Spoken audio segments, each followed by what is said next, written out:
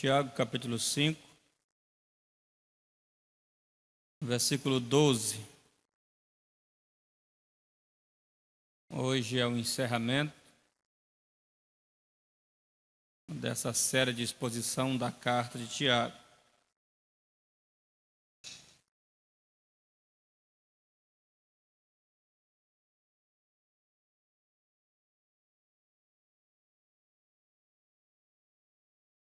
Todos encontraram? Amém?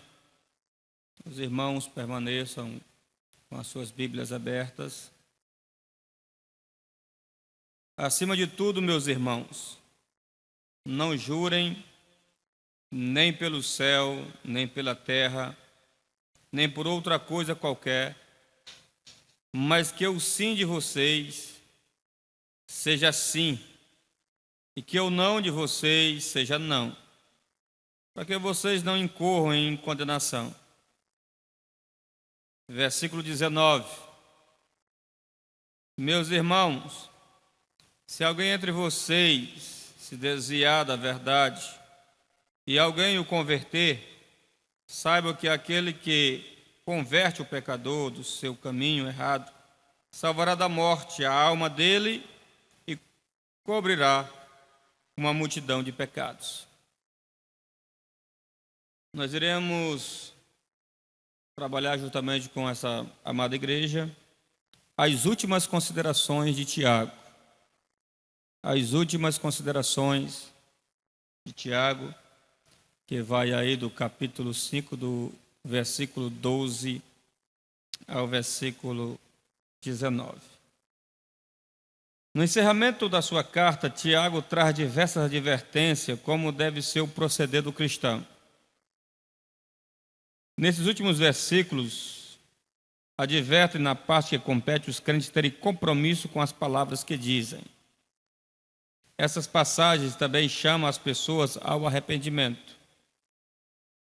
O autor apresenta a importância de uma comunidade cristã para o bem-estar espiritual de uma pessoa no sentido de o crente, quando se encontrar, alegres para louvar a Deus por isso. Caso esteja doente, que ore pelos enfermos. Se alguém se encontra em pecado, que possa confessá-los aos seus irmãos da comunidade cristã, para que haja perdão e cura. Aqui está mostrando a grande importância para que serve uma comunidade. Aqui Tiago ele adverte algo tão importante em relação contrário que nós estamos vendo hoje na igreja pós-moderna, e que muitos que se denominam cristãos dizem que não precisa mais de uma igreja, de uma comunidade. Eles se denominam de desigrejados e cada dia está crescendo mais. E aqui Tiago mostra a grande importância, porque há necessidade de nós estarmos ligados no corpo, porque é aqui que nós vamos ajudar uns aos outros, através da oração. Se está em pecado, vai confessar. Se está doente, vai chamar o pastor, o presbítero, para orar. Vai confessar o pecado aos seus irmãos, pelo conhecimento das Escrituras, vai de todas as maneiras converter esse irmão que se desviou da verdade, a voltar para os caminhos do Evangelho. Então, tudo isso a necessidade dessa grande importância. Por isso que Paulo vai dizer que nós devemos carregar as cargas uns dos outros. Nós não podemos deixar a congregação como é o costume de muitos, porque você precisa do seu irmão, você precisa do seu pastor, você precisa do seu líder de mocidade. Então, isso que Tiago ele traz essa advertência aqui na sua carta, especificamente no capítulo 15, no capítulo 5. E nós vamos ver aqui o primeiro ponto, que Tiago vai mostrar uma consideração para nós não andar jurando. Está aí no capítulo 5, versículo 1. Acima de tudo, meus irmãos, não jurem nem pelo céu, nem pela terra, nem por outra coisa qualquer, mas que o sim de vocês seja sim, e que o não seja não, para que vocês não incorram em condenação. Observe aí a expressão acima de tudo. Tiago, possivelmente aqui, ele está enfatizando que ele vai falar é algo muito importante. Não significa que o restante da carta não seja importante, mas com certeza aqui o presbítero da igreja, da comunidade, estava fazendo a leitura. E a leitura, muitas das vezes, se torna cansativa. E muitas das vezes os crentes podem se distraírem. E já no final da carta, ainda mais. Os irmãos poderiam estar cochilando, outros poderiam estar conversando, outros poderiam estar variando. Estava com o corpo no culto, mas a mente estava longe. Então, aqui essa expressão, acima de tudo, ele chama, ele enfatiza, ele chama a atenção da igreja. É um tipo de grito: acordem, dobre a atenção para o que vai ser falado agora. E o que ele diz é para que o crente não venha de maneira nenhuma jurar, nem pelo céu e nem pela terra. E essa instrução de Tiago nos lembra muito bem que está relacionado aí ao Sermão da Montanha, aqui no início, lá no capítulo 1, quando nós fomos trazer aqui a introdução da missiva, desta carta, nós mostramos que ela está relacionada com o Sermão da Montanha.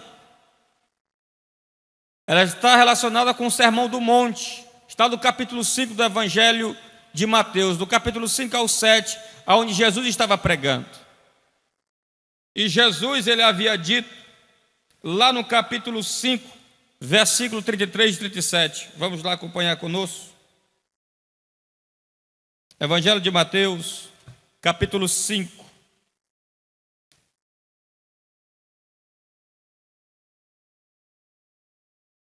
O versículo 33 e 37. Vocês também ouviram o que foi dito aos antigos: não faça juramento falso, mas cumpra rigorosamente com o Senhor o que você jurou. Eu, porém, lhes digo: não jure de modo nenhum pelo céu, por ser o trono de Deus, nem pela terra, por ser estrado dos seus pés, nem por Jerusalém, por ser a cidade do grande rei. Não jure pela sua cabeça, porque você não pode fazer o que um só cabelo fique branco ou preto. Que a palavra de vocês seja sim, sim, ou não, não. O que passar disso vem do maligno. Tiago vai dizer que passar disso já está condenado.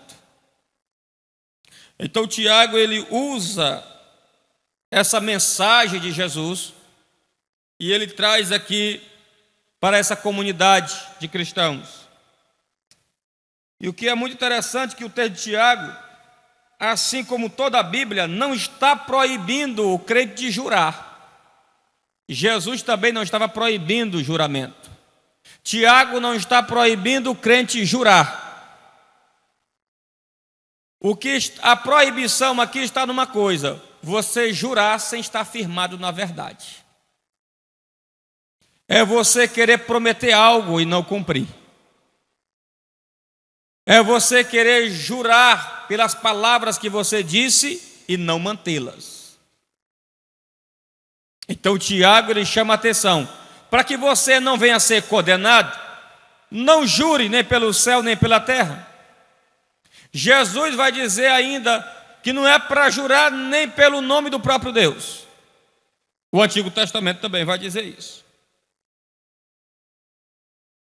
E nós vamos observar muitas partes da Bíblia com relação a esses juramentos, é que a Bíblia vai nos declarar essa grande importância com relação a esse juramento.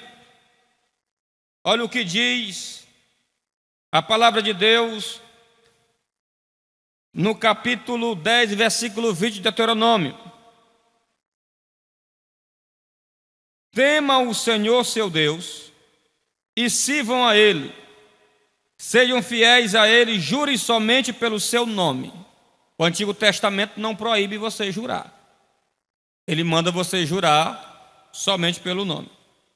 Só que Deuteronômio capítulo 5, versículo 11 diz assim: não tome o nome do Senhor seu Deus em vão, porque o Senhor não terá por inocente o que tomar seu nome em vão.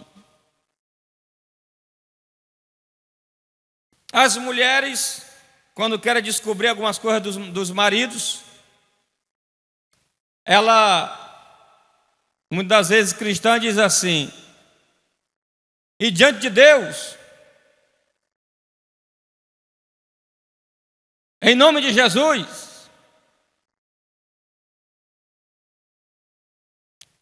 e se o camarada ele trazer Deus como testemunha para dizer a verdade, mas na hora não for a verdade, está brincando com fogo, está brincando com o nome de Deus, está colocando o nome de Deus em vão. Deus ele não proíbe você jurar pelo nome dele, desde quando você jure falando a verdade. Paulo fez isso muitas vezes. E você pode acompanhar comigo em Romanos capítulo 19, capítulo 1, versículo 9 e versículo 10 de Romanos. Pois Deus, a quem sirvo em meu espírito, no evangelho de seu Filho, é minha testemunha, de como nunca deixo de fazer menção de vocês em todas as minhas orações, pedindo que em algum momento, pela vontade de Deus, surge uma oportunidade em visitá-los. Ele está dizendo: meus irmãos, eu tenho Deus como minha testemunha, que eu oro para que o Senhor venha abrir as portas, para que eu vou visitar vocês um dia.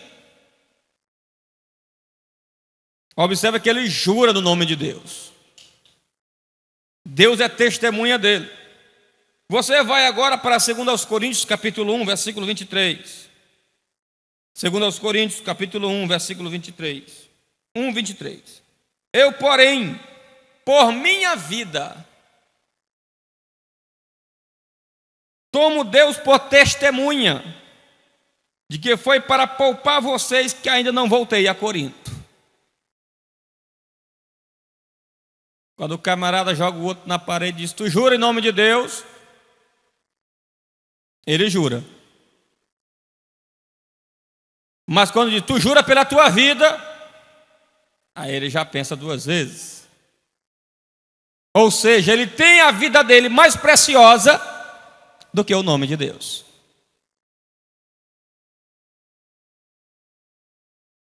Procure de todas as maneiras zelar esse nome que é sagrado, é santo. O nome de Deus é a representação do caráter do próprio Deus. Essa daí é a questão. Quando Deus disse: eu fiz pelo meu nome, eu não fiz por vocês. Quando ele libertou Israel, ele fez para que o nome dele não venha a ser envergonhado pelas outras nações. E aqui não é diferente. Nós devemos ter o zelo de honrar esse nome. Você vai para 1 Tessalonicenses, capítulo 1, versículo 5. Olha o que diz: a verdade, como vocês sabem, é que nunca usamos de linguagem de bajulação, nem pretexto ganancioso. Deus é minha testemunha disso. Mais uma vez, no Novo Testamento, nos garante que nós podemos jurar. Só que Paulo aqui jura tudo fundamentado na verdade. Você vai para 1 Tessalonicenses capítulo 1, versículo 10. Vocês e Deus são as minhas testemunhas de como nos portamos de maneira piedosa, justa, irrepreensível em relação a vocês, os que creem. Filipenses 1:8. pois Deus é testemunha da saudade que tenho de todos vocês, no profundo afeto de Cristo Jesus.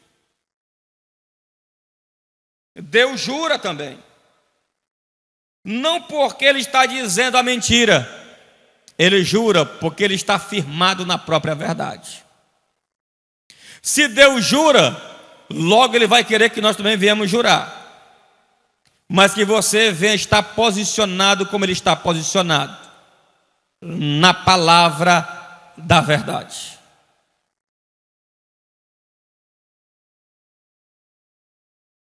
Nós vamos observar em relação aqui sobre a oração e o óleo. Está aí do capítulo 5, 13 ao 15. Alguém de vocês está sofrendo? Faça oração. Alguém está alegre? Cante louvores. Alguém de vocês está doente? Chame os presbíteros da igreja, e estes façam oração sobre ele, ungindo-o com óleo, em nome do Senhor. E a oração da fé salvará o enfermo, e o Senhor o levantará. E se houver cometido pecados, estes lhe serão perdoados. Irmãos, algum de vocês está sofrendo? Faça oração. Ore. Está com depressão? Vá orar. Está com tristeza na alma? Vá orar. Porque aqui o sofrimento poderia ser as perseguições que estava havendo naquele tempo, que é chamado das provações externas, ou tentações externas, as lutas que os crentes estavam sofrendo, ou poderia ser também doenças. Ele está dizendo: está doente, crente, vá orar. Está sofrendo, vá buscar Deus em oração. Porque a oração é o meio pelo qual vai te fortificar. Nicodemos falou algo interessante. Nós devemos orar. Nós não oramos não é porque nós somos fortes, nós oramos porque nós somos fracos. Deus não precisa da tua oração, mas você precisa orar. A oração é o meio pelo qual você vai ter comunhão com Deus. E se a tua oração está no centro da vontade dEle, pode esperar a resposta. Porque aqui a questão não é só orar, é saber se essa oração está no centro da vontade de Deus. E aqui nós vamos... Quem não se lembra de Ana, que estava aflita, sofrendo, porque a sua companheira ali, a esposa de Elcana, Penina, estava provocando ela. Mas ela, estando com a sua alma aflita, ela foi buscar o Senhor em oração, e lá ela teve a resposta do Senhor. Quer oração, crente? Ore. Quer comunhão com Deus? Ore. Quer saúde na tua vida? Ore. Quantas vezes você ora por dia? Quantos minutos você fica na presença de Deus? Será que você fica em oração do tanto que você fica num celular? Porque tem crente que a vida dele é online 24 horas. Ele é online conectado aqui com os homens. Você tem que estar online com os céus, de joelho no chão, porque é lá que tem a resposta de Deus para a tua vida. Oração. Tire um momento particular com Deus.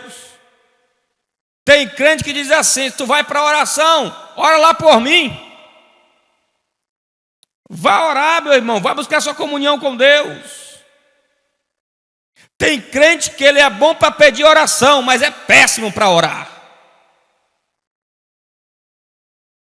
Ele não ora. Ele não clama a Deus. Paulo vai dizer: você que está brigando com espíritos malignos, você tem que correr para a oração. Orar sem cessar no espírito.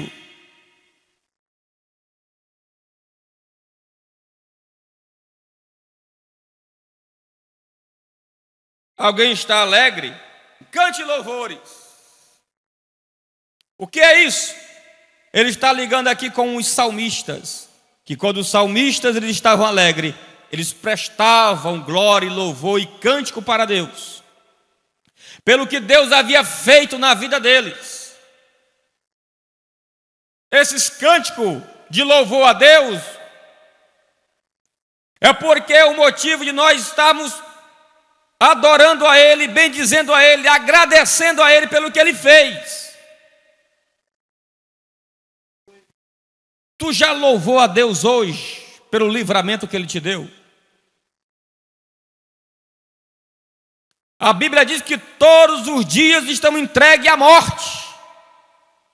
Hoje o Senhor te permitiu viver, e hoje é motivo de nós bendizer e louvar o seu santo e eterno nome.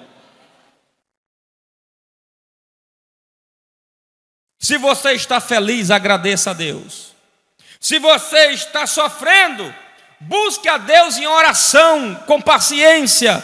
Mas se você está alegre e feliz, por você agradeça a Ele pela prosperidade e alegria que Ele está derramando sobre a tua vida.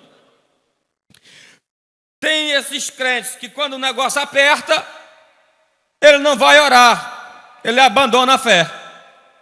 Já tem aqueles que Deus abençoa tanto ele, que ele esquece Deus. Ele abandona Deus. Deus abençoa ele financeiramente, deu uma casa boa para ele, deu um carro, deu uma boa conta bancária. Quando estava na magrela, todo dia estava no culto. Quando estava na prova, todo dia estava nos trabalhos. Todo dia estava orando. Deus abençoou, não vem mais. Mas o que Tiago está dizendo aqui, está no sofrimento, está na alegria, permaneça servindo e buscando ao teu Deus. Permaneça.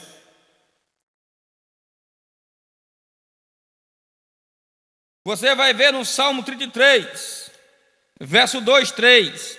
Louve o Senhor com harpa, louvem-no com cânticos da lira de 10 cordas, cante-lhe um cântico novo, toquem com arte e com júbilo. Júbilo é alegria, ou seja, aqui ele está mostrando detalhes como deve ser a adoração. Não é adorar, simplesmente adorar. É adorar com detalhe. É agradecer com detalhes. Ah, hoje eu vou cantar, aí não ensaia. O celular dá uma bagunça porque não organizou.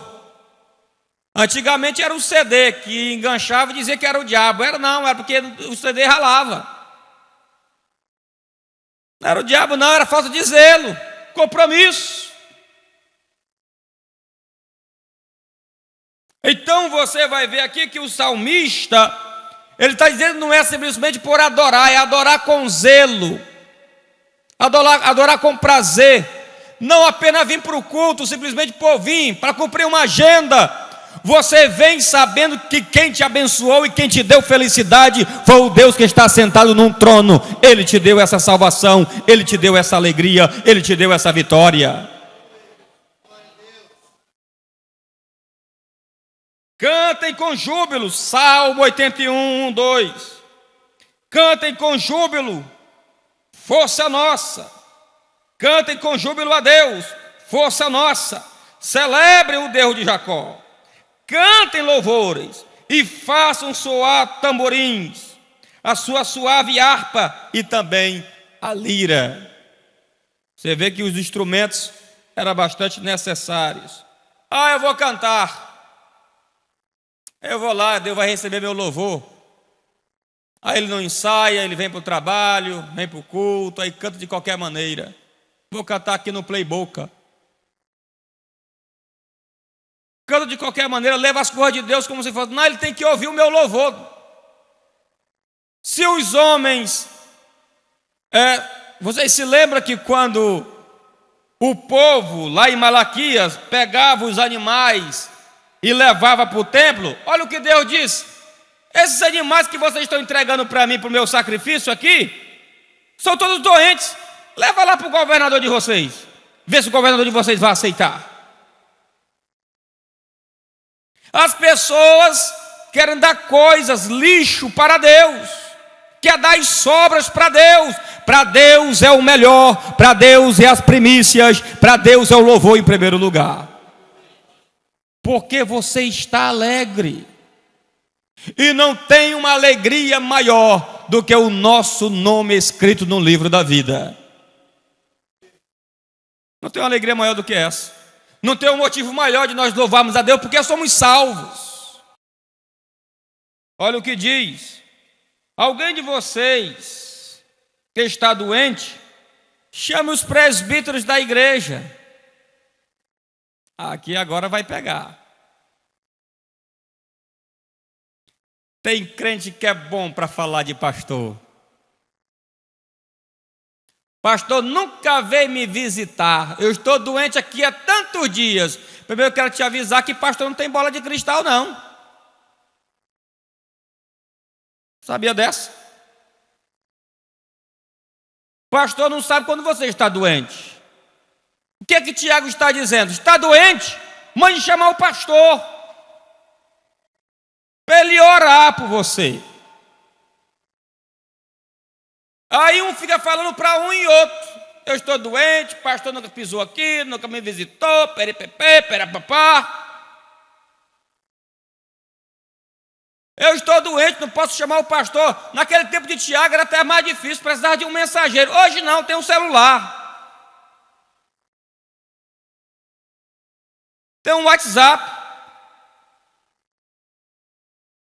Você pode avisar imediatamente: o pastor vai estar lá. Aí Tiago está dizendo: está doente? Mande chamar o pastor. E ele vai fazer a oração. E o que eu acho muito interessante é que Tiago aqui dá a entender que determinadas doenças é causada por pecados. Porque ele manda confessar o pecado para depois receber a oração. A oração ser aceita e o doente ficará de pé. É bem verdade que nós vamos ver isso em muitos lugares. Quando você lê em João capítulo 5, versículo 14, Jesus ele cura aquele paralítico na beira do tanque. Quando o paralítico vai indo embora, alegre e feliz, Jesus diz assim: ei, você que está aí, foi curado agora, eu quero te avisar uma coisa. Não te afaste dos caminhos não, viu? Vai e não peques mais, para que não aconteça algo pior contigo. Subentende que pecado poderia trazer determinadas doenças. Quando você vai para 1 Coríntios, capítulo 11, versículo 30, alguns irmãos não estavam discernindo o corpo de Cristo, ou seja, não estava tendo comunhão entre os irmãos. Aí Paulo vai dizer: tem muitos doentes e tem aqueles que já morreram. Determinadas doenças era por causa do pecado. Só que nós não podemos generalizar, porque tem doenças que vêm para o crente que não é por causa do pecado. Não é porque o crente está pecando. Você vai ver isso na época do próprio Jó. Jó era reto, justo, prudente. Mas quando você lê a Bíblia em Jó, capítulo 7, versículo 5, você vai ver que o corpo dele estava podre, cheio de pus. A doença terrível. Você vai ver um outro exemplo. Quando aquele homem, Jesus andando com os seus discípulos, aí tinha um homem cego, João capítulo 9. E Jesus, esse homem aí está cego, é por causa dos pecados dele? Esse homem está cego é por causa dos pecados dos pais dele? Jesus diz, nem por causa do pecado deles e nem por causa do pecado dos pais dele, mas para que se manifeste a glória de Deus. Tem determinadas enfermidades que vêm porque muitas vezes o camarada está pecando. Aqui não é Antigo Testamento não, aqui é Novo Testamento. Tiago está dizendo isso. Que tem muitos crentes que muitas vezes estão enfermos, que têm pecados ocultos. Mas eu expliquei aqui que eu não estou generalizando.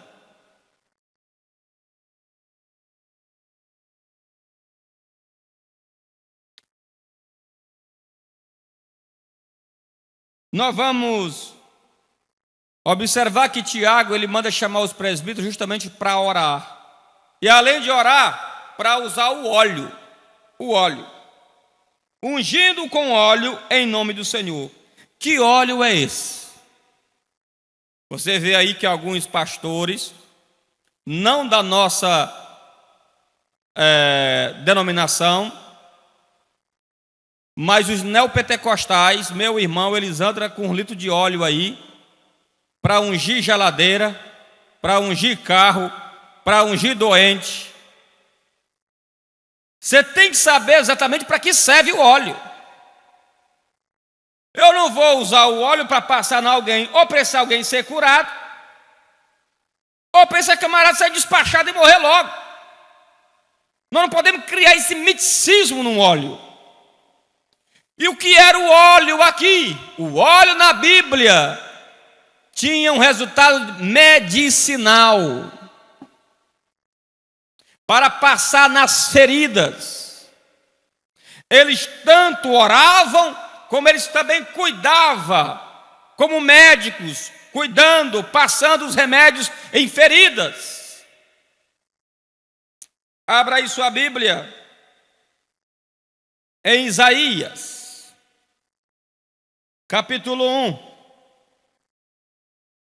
e versículo 6.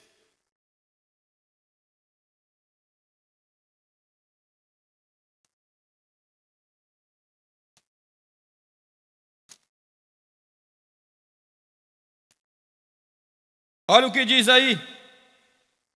Desde a planta do pé até o alto da cabeça, não há nada são, ou seja, não há nada saudável, a não ser feridas, contusões e chagas abertas, umas e outras que não foram limpas, nem atadas, nem tratadas aí com quê?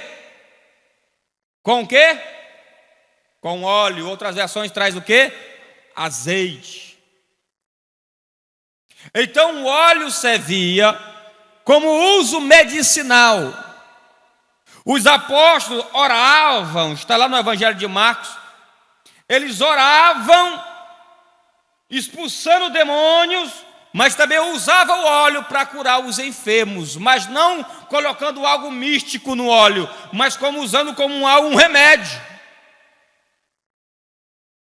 Charles Swindoll, ele diz o seguinte: não é porque o médico cura você, não significa que Deus não curou. Deus não te cura apenas com seu poder milagroso. Ele deu a sabedoria, Ele deu a ciência, Ele deu a medicina para te curar também. Não é porque o médico realiza uma cirurgia perfeita, não foi o médico que te curou foi Deus. Porque foi Deus que deu capacidade para ele, Deus que deu inteligência para ele, Deus revelou a ciência para os homens. Tudo vem de Deus.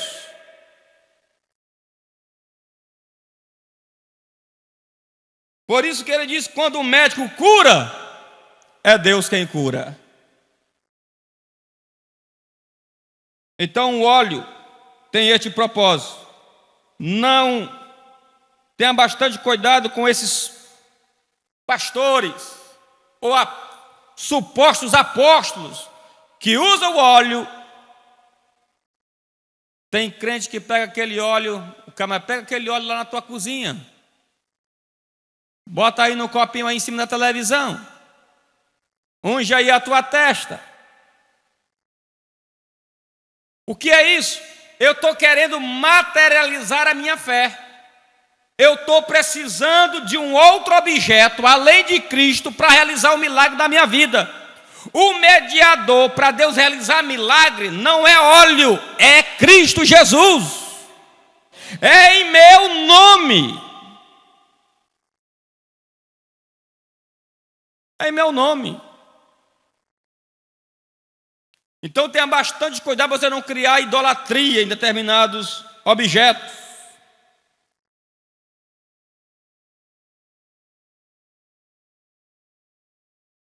A mesma paixão, você pode ver aí no capítulo 5, 16 ao 18.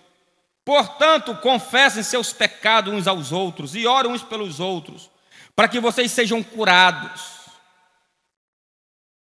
Aqui Tiago deixa bem explícito que muitas doenças eram por causa de pecados ocultos. Muito pode por sua eficácia a súplica do justo. Elias era homem semelhante a nós, sujeito aos mesmos sentimentos, e orou com fervor para que não chovesse sobre a terra. E por 3 anos e 6 meses não choveu. Depois orou de novo. Então o céu deu chuva e a terra produziu os seus frutos.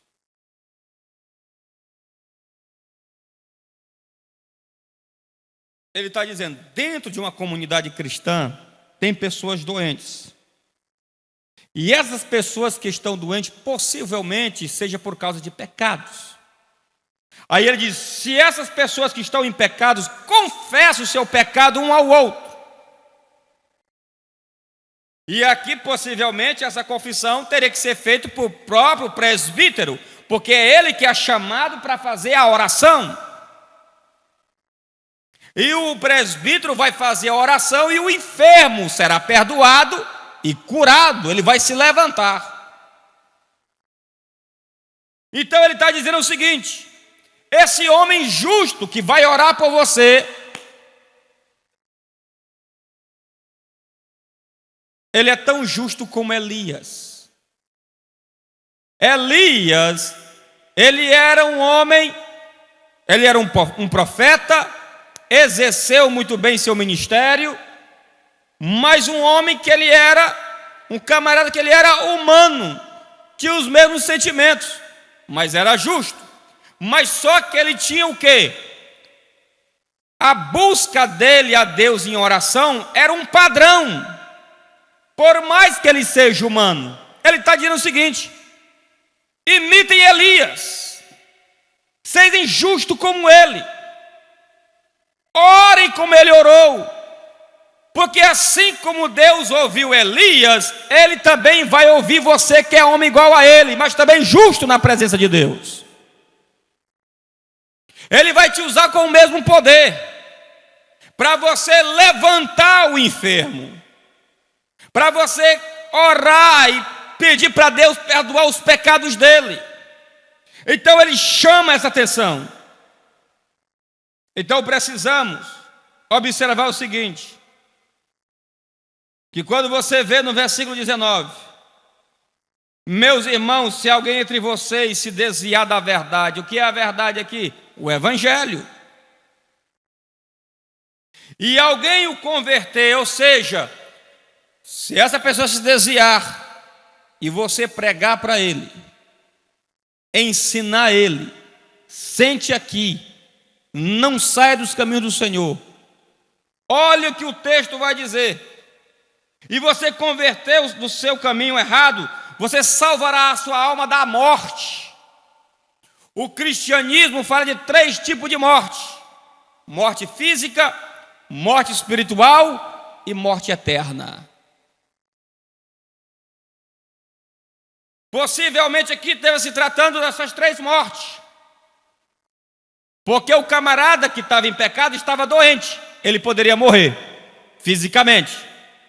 Por ter se desviado dos caminhos, estava já morto espiritualmente. E se ele morresse, ele iria receber a condenação eterna, que é a morte eterna. Então você fazendo a oração por ele, e você arrancando ele desse pecado, você vai livrar ele de um grande sofrimento eterno.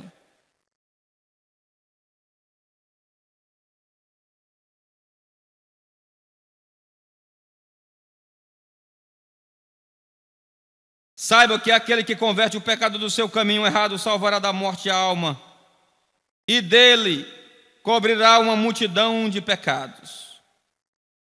Esse cobrir pecados é tipo uma expiação, uma cobertura. Aquilo que Jesus fez por nós, o seu sangue cobriu a multidão de nossos pecados. É isso que você vai fazer quando você converter essa pessoa que está saindo dos caminhos do Senhor. Quando alguém está se desviando, o que você faz? Você vai atrás dela? Você a aconselha? Você a orienta? Não saia, não abandone, permaneça, sirva a Deus. O que é que está acontecendo? Está em pecado? Por que você está aflita, moça? Por que você está aflito, rapaz? O teu namoro está escandaloso. Porque tem gente que muitas vezes está sofrendo, passando, porque o namoro muitas vezes é escandaloso. Namoro exagerado, pecados ocultos, prostituição, fornicação.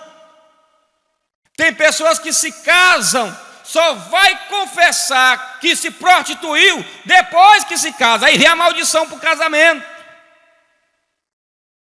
Pecados ocultos. Uma pessoa dessa é não temer a Deus. Uma pessoa dessa é não temer do peso da mão de Deus sobre a vida dele ou sobre a vida dela. Porque se você planta, você vai colher. Colhe, é a lei da semeadura.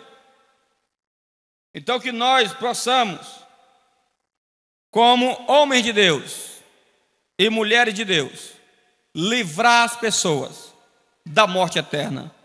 Isso, meus irmãos, foi Tiago falando para todos nós, do capítulo 1 ao capítulo 5. Ele está dizendo: você tem uma religião, pois essa religião ela é pura. Você tem fé, você é salvo, pois manifeste boas obras. Você está sofrendo, passando por angústia, as tribulações, as aflições, peça sabedoria a Deus. Você está em pecado, está doente, mande chamar o presbítero para orar por você, e você será curado, e você será salvo. Isso daqui é Tiago, que apresentou tudo isso, que você possa guardar esse estudo bíblico, esse período de exposição bíblica da carta de Tiago, que nós possamos guardar e viemos nos edificar, e que o nome do Senhor venha a ser glorificado em nossas vidas, em nome de Jesus. Amém.